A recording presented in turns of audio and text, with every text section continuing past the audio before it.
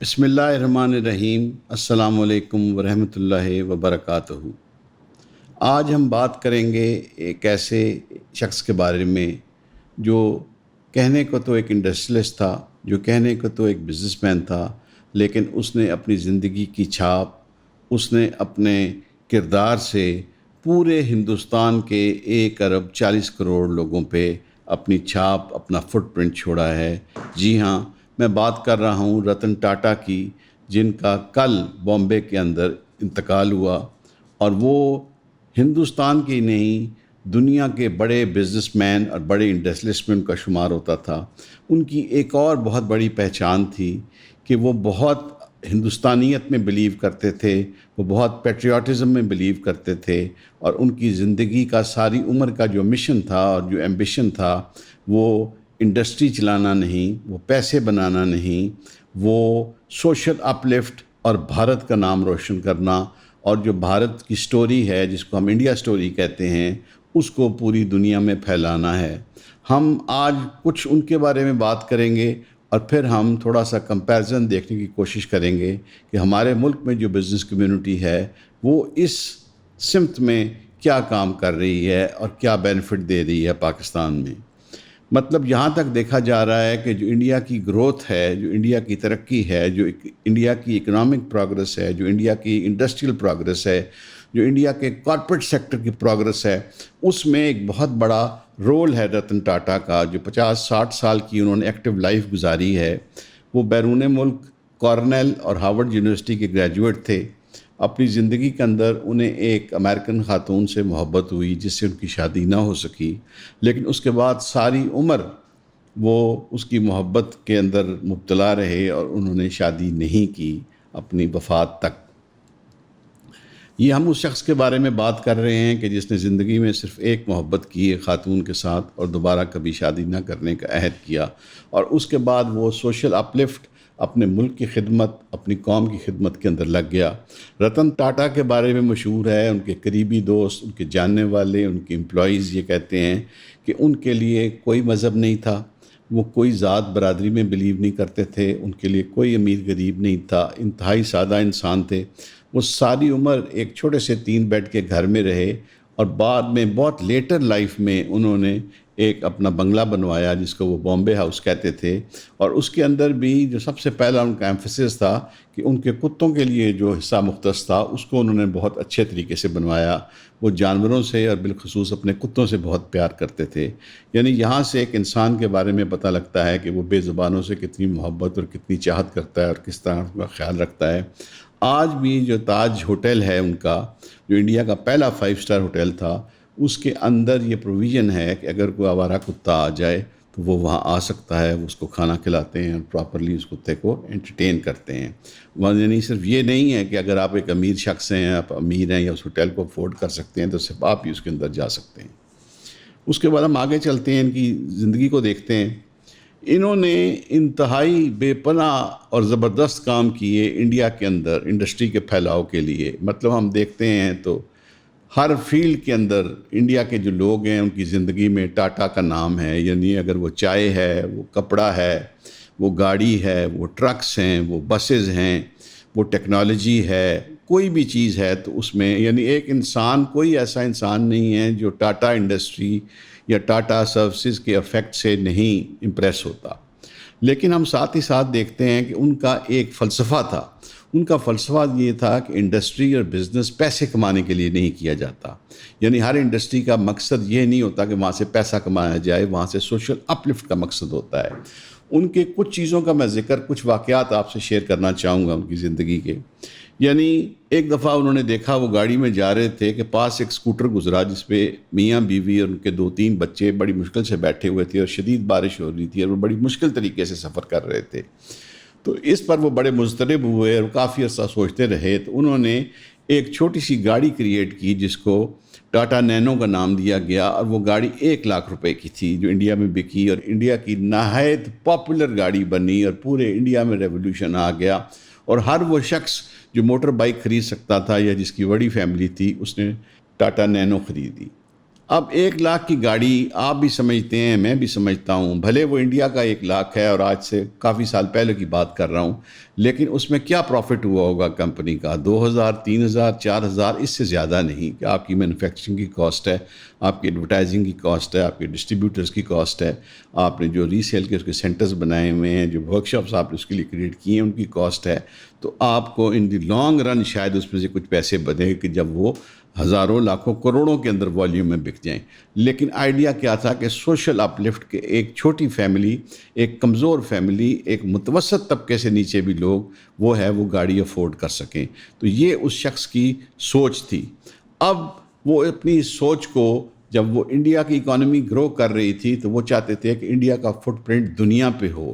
آج جو انڈیا بہت بڑی اکانومی بن چکا ہے، دنیا کی 5ویں اکانومی ہے، اور پھر شاید آنے والے ماہ سال میں 30ویں بڑی اکانومی بن جائے، تو اس کے پیچھے اس کے جو کچھ معمار تھے ان میں سے ایک آرکیٹیکٹ رتن ٹاٹا بھی تھے. رتن ٹاٹا نے بہت سال پہلے یہ فیصلہ کیا کہ ان کو انڈیا سے باہر نکلنا ہے. انہوں نے انڈیا سے باہر جا کے دنیا کی بڑی بڑی کمپنیاں خریدیں اور تقریباً 30 40 50 ارب ڈالر کی انویسٹمنٹ کی، جس میں انہوں نے ٹیٹلی جو چائے کا برانڈ ہے وہ خریدا، ایک بہت بڑا سٹیل کا کاروبار انہوں نے کوسار کے نام سے خریدا، ڈائیو کارپوریشن خریدی، اس کے بعد انہوں نے جیگوار لینڈ روور اس کمپنی کو انہوں نے ایکوائر کیا، اور تقریباً اس وقت ٹاٹا کے نیچے 1.5 لاکھ لوگ امپلائڈ ہیں انڈیا سے باہر. اب اس 1.5 لاکھ میں سے ایک بہت بڑی تعداد انڈینز کی ہے، یعنی وہ انڈیا سے لوگوں کو باہر لے کر گئے، وہاں ان کو امپلائی کیا، ان کو ایک ڈیفرنٹ لائف سٹائل وہاں پرووائڈ کیا، ڈیفرنٹ ہیلتھ کیئر پرووائڈ کیا، وہاں ان کے بچے پڑھ رہے ہیں، وہاں وہ لوگ رہ رہے ہیں، وہ وہاں کی ٹیکنالوجی کو سیکھ رہے ہیں، اس کو سمجھ رہے ہیں، اور اس ٹیکنالوجی کو واپس انڈیا کے اندر لے کے آ رہے ہیں، اور پھر وہاں سے وہ فارن ایکسچینج ارن کر رہی ہیں کمپنیز، اور وہ امپلائیز فارن ایکسچینج ارن کر رہے ہیں جس کو وہ لے کے انڈیا کے اندر آ رہے ہیں. آج ہم دیکھتے ہیں کہ انڈیا کے فارن ایکسچینج کے ریزروز جو ہیں وہ 7ویں آسمان پر جا رہے ہیں، اور انڈین اکانومی بوم کر رہی ہے، اور انڈیا ایک بہت اسٹرانگ کنٹری بنتا چلا جا رہا ہے. اس کے پیچھے اس طرح کے معماروں کا نام ہے، اس طرح کے آرکیٹیکٹس کا نام ہے جو خاموشی سے ایز سائلنٹ ہیروز کام کرتے رہے، جنہوں نے دن رات کام کیا انڈیا کے لیے. پھر ہم ایک فیلڈ دیکھتے ہیں جس کو ہم فیلنتھروپی کہتے ہیں، جس کو ہم چیریٹی کہتے ہیں، جس کو ہم کار خیر کہتے ہیں، جس کو ہم صدقہ اور خیرات کا نام دیتے ہیں. اس میں مسلمانوں کا بہت بڑا نام ہے، لیکن میں سمجھتا ہوں کہ اس شخص نے جو مذہب سے اوپر ہو کے آپریٹ کرتا رہا، اس نے مثالیں قائم کی، میں آپ سے کچھ شیئر کرنا چاہتا ہوں. اور سب سے بڑی بات اس کے اندر جو پیٹریوٹزم ہے اپنے ملک کے لیے، وہ جب آپ یہ واقعات سنیں گے تو آپ اشش کر اٹھیں گے اور آپ داد دیں گے اس کی. جب کووڈ کا زمانہ آیا تو انڈیا میں بہت شدید کووڈ کا حملہ ہوا، آپ نے بھی دیکھا اور میں نے بھی دیکھا، بہت ہلاکتیں ہوئیں. حکومت کے ساتھ ایک میٹنگ کے اندر کہتے ہیں کہ ایک سانس کے اندر وداؤٹ تھنکنگ ہی پلیجڈ 1500 کروڑ روپیہ ٹو دی انڈین گورنمنٹ کہ آپ کے ساتھ مل کے ہمارا ٹاٹا سنز جو ہے یہ خرچ کرے گی کووڈ کے لوگوں کو ریہیبلیٹیٹ کرنے کے لیے اور کووڈ کی وبا سے بچنے کے لیے. اس کے بعد انڈیا کے یونین منسٹر، ایک بڑے سینئر یونین منسٹر کا میں نے بیان سنا، وہ کہتے ہیں جی کہ ایک دفعہ ہم نے انڈیا کے اندر، ہمیں گوگل نے پیسے دیے تو ہم نے انڈیا کے 1000 ریلوے اسٹیشنز کو وائی فائی ان پہ لگا دیا، بڑا پاورفل، جس سے بڑی اچھی پیش رفت ہوئی، بڑی اچھی ڈیولپمنٹ اور گروتھ ہوئی. اس کے علاوہ 6500 ریلوے اسٹیشن بچ گئے جس پہ نہیں تھا. تو اس کے لیے ہم نے ڈفرینٹ ڈونرز کو دیکھنے کی کوشش کی، سمجھنے کی کوشش کی. انڈین گورنمنٹ اس کو فنڈ نہیں کرنا چاہتی تھی. تو کہتے ہیں کہ رتن ٹاٹا کو پتہ لگا، کوئی بھی اگر آپ کے بولنے کا حق دبائے تو آپ نے نہیں دبنا. یوٹیوب سے آخری مذاکرات کر کے حتمی طور پر انہوں نے فیصلہ کر لیا کہ ہمارا جو مین چینل ہے وہ ڈی مونیٹائز ہی رہے گا، اور بار بار انہوں نے یہی بات کی ہے کہ آپ فلسطین کے موضوع پہ آواز اٹھاتے ہیں، ادھر کی گراؤنڈ رپورٹنگ کرتے ہیں، ریئل نمبرز، فیکٹس اور فگرز دیتے ہیں، اور یہ چیز جو سامراج ہے اس کو پسند نہیں آتی. اب اس صورتحال کے اندر نہ ہم ہٹیں گے، نہ ہم پریشان ہوں گے، نہ ہم گھبرائیں گے، کیونکہ آپ سب ہمارے ساتھ ہیں. ہم آپ کو 3 ایکشن پلان دیں گے اور آپ نے ان کو انشاءاللہ تعالیٰ فالو کرنا ہے. سب سے پہلا، آپ ہمیں سپورٹ کر سکتے ہیں ہمارے کورسز خرید کے. دوسرے نمبر پہ آپ 3000 روپے کی سبسکرپشن خرید سکتے ہیں جو ہماری کاز کو سپورٹ کرتی ہے، اور اس 3000 روپے کی سبسکرپشن کے عوض آپ کو جتنا بھی ہم کانٹینٹ نیا فلسطین کا شوٹ کریں گے وہ ایکسکلوسیولی ملے گا، جو یوٹیوب پہ ہم ہوسٹ نہیں کریں گے، وہ پیڈ وال کے پیچھے ہوگا. تیسری چیز آپ جو کر سکتے ہیں کہ جو ہمارے ایگزسٹنگ چینلز اور بقیہ چینل ہے وہ یہاں پہ ڈسپلے ہو جائیں گے, حیدر ڈال دے گا ایڈٹ میں, آپ ان کو لائک کریں, سبسکرائب کریں, بیل آئیکن دبائیں اور ان کو شیئر کریں. کسی کو حق نہیں ہے چاہے وہ جتنا مزید طاقتور ہو کسی کی آواز دبائے. ایون کے اوپر ہم نے ہمیشہ آواز اٹھائی ہے فریڈم آف سپیچ کے لیے, وہ چاہے کسی یوٹیوبر کی ہو جس سے ہم اختلاف کریں, چاہے کسی سیاستدان کی ہو جو اس وقت قیدی بن کے جیل میں بیٹھا ہوا ہے. کیوں؟ کیونکہ جب تک میں اور آپ گفتگو کریں گے تب تک طاقتور حلقوں کی مجبوری ہوگی کہ وہ صحیح فیصلے لیں. فریڈم آف سپیچ کو ڈیفینڈ کرنا ہمارا فرض ہے. یہ اتنا کرٹیکل ہے کہ آپ سوچ نہیں سکتے. پچھلے 1.5 سال سے ہمارا یہ یوٹیوب کا سفر شروع ہوا ہے اور اس وقت وہ ایک انتہائی نازک موڑ کے اوپر ہے. ہم بار بار آپ کو بتاتے رہے ہیں کہ ہم چینل لاس پہ آپریٹ کرتے ہیں. یہ انکم جانے سے ہماری آدھی انکم چلی گئی ہے. جہاں پہ ہم ٹیم ایکسپینڈ کر رہے ہیں, ریسرچرز ایکسپینڈ کر رہے ہیں, رپورٹرز ایکسپینڈ کر رہے ہیں, آپ کے لیے بہتر سے بہتر ایکوریٹ کانٹینٹ بنانا چاہ رہے ہیں, وہاں پہ اتنی بڑی ڈز بجی کیوں؟ کیونکہ ہم نے فلسطین کے لیے آواز اٹھائی اور بات کی. فائر وال تو ملک میں آ گئی ہے, لیکن امریکہ کے اندر بیٹھی یوٹیوب جیسی کمپنی اور فیس بک جیسی کمپنی کریک ڈاؤن پھر بھی کرتی ہیں. تو یعنی کہ یہ جو تاثر تھا آپ کو کہ شاید فریڈم آف اسپیچ باہر کے ملکوں میں ایگزسٹ کرتی ہے, ان کی بھی بے شمار ریڈ لائنز ہیں. اس ریڈ لائن کو توڑنے میں آپ ہماری مدد کیجیے. شکریہ. Without any board meeting, without thinking twice, without thinking کہ مجھے اس سے کیا فائدہ ہے, وداؤٹ تھنکنگ کہ مجھے کیا پیٹرنیج ملے گی, مجھے کیا مشہوری ملے گی, نہیں ملے گی, انہوں نے 450 کروڑ روپیہ پلیج کر دیا انڈین گورنمنٹ کو کہ جی آپ پورے ملک کے جو ریلوے اسٹیشنز ہیں ان پہ وائی فائی کر دیں, ہم پے کریں گے. کہتے ہیں ڈیورنگ دیٹ پروجیکٹ ایگزیکیوشن کچھ پیسے کم پڑ گئے. Indian government was reluctant and feeling شائے کہ ہم رتن ٹاٹا کو نہ کہیں. تو ان کے جو پروجیکٹ ڈائریکٹر تھے ان کی طرف سے, جو ہیڈ کر رہے تھے ٹاٹا گروپ کی طرف سے, انہوں نے کہا نہیں جی ہمیں رتن ٹاٹا کی طرف سے یہ آرڈر ہے کہ جتنے پیسے لگیں, اگر اوپر بھی لگتے ہیں تو لگانے ہیں, ہم نے یہ پلیج کی ہوئی, ہم نے یہ کمٹمنٹ دی ہے, this is for our country, this is for us, this is for our future generations. اور وہ منسٹر کہتے ہیں کہ جب پورا انڈیا طول و عرض میں ریلوے اسٹیشن وائی فائی ہو گئے تو میں نے جب ٹریول کیا تو میں نے دیکھا کہ کتنے ہی اسٹیشنوں پہ رات کو 10 بجے 11 بجے 12 بجے بچے وہاں پہ آ کے پڑھائی کر رہے تھے کہ وہ اتنا پاورفل وائی فائی تھا اور اتنا افیکٹو تھا کہ ان کے گھروں میں بھی اس طرح کا اویلیبل نہیں تھا, اور دوسرا وہ افورڈ ہی نہیں کر سکتے تھے کہ ان کے گھروں میں ہو. تو کہنے کا مقصد یہ ہے کہ اس شخص نے انڈیا کی ایجوکیشن میں بڑا رول کیا, ہزاروں لاکھوں کو انہوں نے ایجوکیشنل اسکالرشپس دیے. پھر کتنی اسٹارٹ اپس ہیں جو نئی کمپنیاں لگیں, جو نئی کمپنیاں شروع ہوئیں, ان کے اندر اس نے لوگوں کو پیسے دیے, انہوں نے نہ صرف پیسے دیے, ان کی مینٹورنگ کی, ان کو گائیڈ کیا کہ آپ اس طریقے سے انڈسٹری کو چلائیں, آپ اس طریقے سے پروجیکٹ کو چلائیں, آپ یہ مت کریں, آپ اس طرح کی امپلائمنٹ کریں. یعنی ان کو ٹیکنالوجی, ان کو نو ہاؤ بھی پرووائڈ کی تاکہ وہ گرو کریں اور اپنے پیروں میں کھڑے ہوں. جب آپ کسی کو غربت سے نکالنا چاہتے ہیں تو آپ اس طرح کی ہیلپ پرووائڈ کرتے ہیں, تعلیم پرووائڈ کرتے ہیں, نو ہاؤ پرووائڈ کرتے ہیں, اس کا کاروبار چلواتے ہیں. جب آپ اس کو غریب رکھنا چاہتے ہیں تو آپ لنگر چلاتے ہیں, آپ 2 وقت کی روٹی دیتے ہیں, آپ اس کو کپڑے خرید دیتے ہیں, آپ اس کی بیٹی کا جہیز لے دیتے ہیں, تو آپ اس کو اپنے پیروں پر کھڑا نہیں کرتے. اس کے بعد 2-3 واقعات میں آپ سے اور ضرور شیئر کرنا چاہوں گا کہ وہ آپ سنیں گے تاکہ ہمیں پتہ لگے کہ وہ کس طرح کے آدمی تھے. پھر ہم آئیں گے اپنے پاکستان بزنس کمیونٹی کے اوپر. ایک واقعہ یہ ہے جی کہ انہوں نے $50 ملین پلیج کیے اپنے الما میٹر کو, ہارورڈ یونیورسٹی کے وہ گریجویٹ تھے. تو سب بڑے حیران ہوئے کہ اتنی بڑی رقم انہوں نے کیوں دے دی ہارورڈ کو. تو ہارورڈ نے وہاں ایک سینٹر آف ایکسلنس بنایا اور ایک بڑا آئیکانک ان کا ہال ہے جس کا نام انہوں نے ٹاٹا ہال رکھ دیا. اب ہوتا کیا ہے, اگر آپ امریکن ہسٹری دیکھیں اور دنیا کے جتنے بڑے بزنس مین ہیں, جتنے بڑے پالیٹیشنز ہیں, جتنے بڑے جیورسٹ ہیں, جتنے بڑے سینیٹرز ہیں امریکہ کے, majority of them are graduates of Harvard. اور یہ ہوتا رہا ہے, ہو رہا ہے اور ہوتا رہے گا آنے والے ماہ و سال میں کہ ہارورڈ دنیا کی one of the best and the ultimate university ہے. تو انہوں نے وہاں $50 ملین انویسٹ کر کے انڈیا کا فٹ پرنٹ لگا دیا کہ یہاں جو پڑھے گا, جب وہ دیکھے گا کہ یہ ٹاٹا ہال کیا ہے, وہ ہسٹری پڑھے گا, وہ جانے گا, تو اس کو پتہ لگے گا کہ ایک ملک انڈیا ہے جہاں کا اتنا بڑا بزنس مین تھا, اتنا بڑا فلنتھروپسٹ تھا, ہماری یونیورسٹی کا گریجویٹ تھا, ایلومنائی تھا, اس نے اتنی بڑی فنڈنگ ہماری یونیورسٹی کو دی اور یہ کام کیا. تو وہ انڈیا کو جان جائے گا, انڈیا کو پہچان جائے گا, انڈیا کے ساتھ اس کے روابط بن جائیں گے, انڈیا کے ساتھ اس کا ایک کمفرٹ لیول بن جائے گا. یعنی دس مین کوڈ سی دا فیوچر کہ الٹیمیٹلی جب انڈیا نے اتنا گرو کرنا ہے تو میں نے اس میں یہ رول ادا کرنا ہے. اب میں ان کے انسانی جذبے کی بات بتاتا ہوں. ایک دفعہ پرنس چارلز نے ان کو کہا کہ جی میں برٹش ایشین سوسائٹی کے تحت ایک فنکشن رکھنا چاہتا ہوں بکنگھم پیلس میں، جب وہ کراؤن پرنس تھے، اور آپ کو میں لائف ٹائم اچیومنٹ ایوارڈ دینا چاہتا ہوں فلنتھروپی کا. انہوں نے کہا ٹھیک ہے میں آ جاؤں گا. ان کے جو ایک نمائندے تھے جو پہلے پہنچے ہیتھرو پہ، وہ کہتے ہیں میں ہیتھرو پہ اپنا سامان اکٹھا کر رہا تھا، موبائل کھولا تو میں نے دیکھا کہ رتن ٹاٹا کی 10-12 کالز آئی ہوئی ہیں. میں پریشان ہوا کہ کیا ہے، میں نے کال کی، میں نے کہا جی کیا ہو گیا؟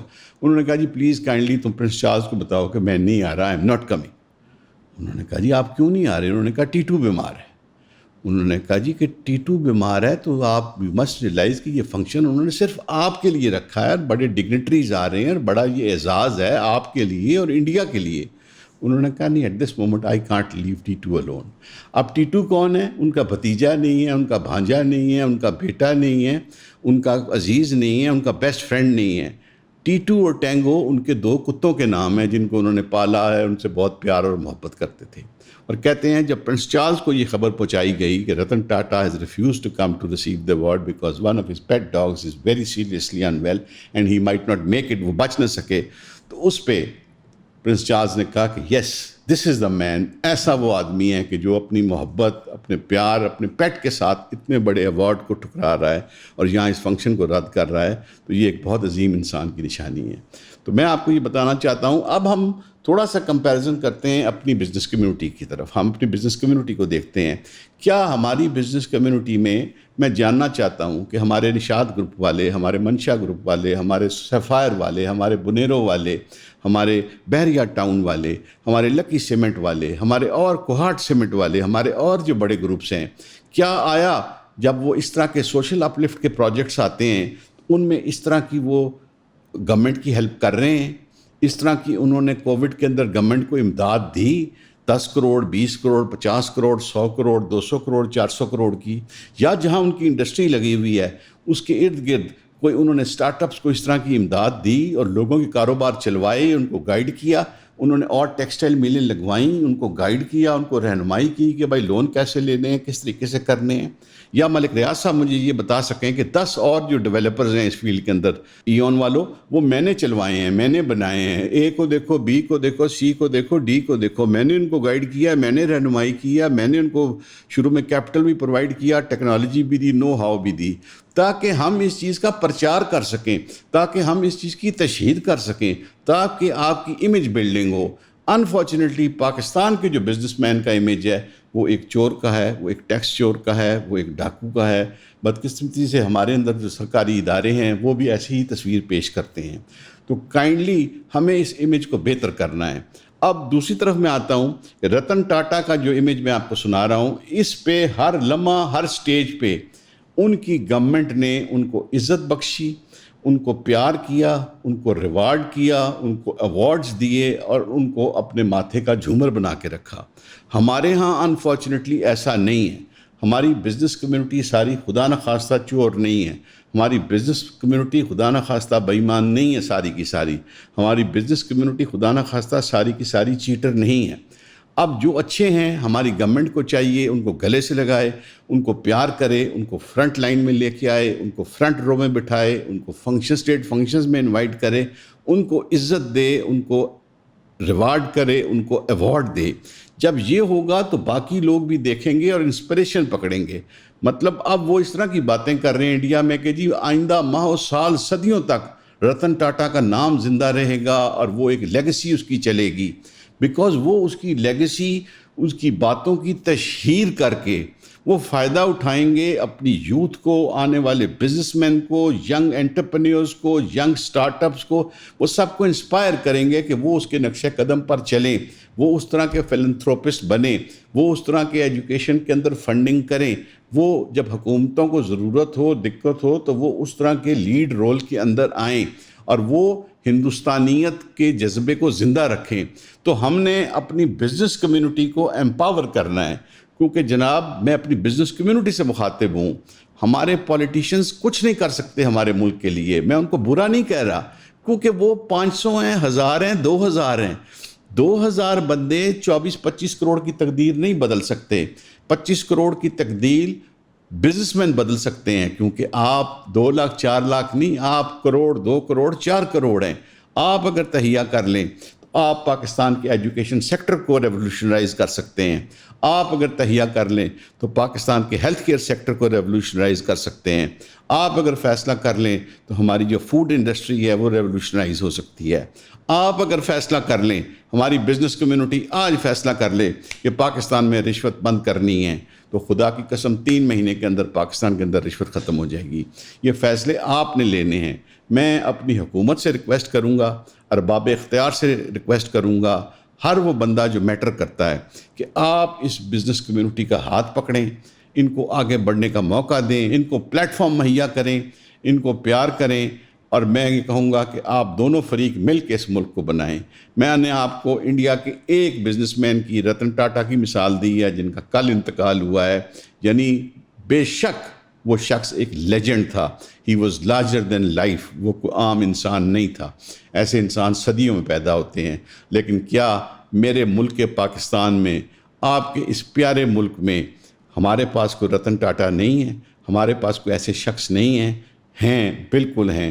مجھے اور آپ کو ان کو تلاش کرنا ہے، اور ان کے کاموں کو اجاگر کرنا ہے، ان کو ہائی لائٹ کرنا ہے، کہ میرے لیے، آپ کے لیے، ہمارے نوجوانوں کے لیے، ہمارے ینگ بزنس مین کے لیے، ہمارے ینگ انٹرپرینیور کے لیے وہ مشعل راہ بن سکیں۔ آپ سب کی توجہ کا بہت شکریہ۔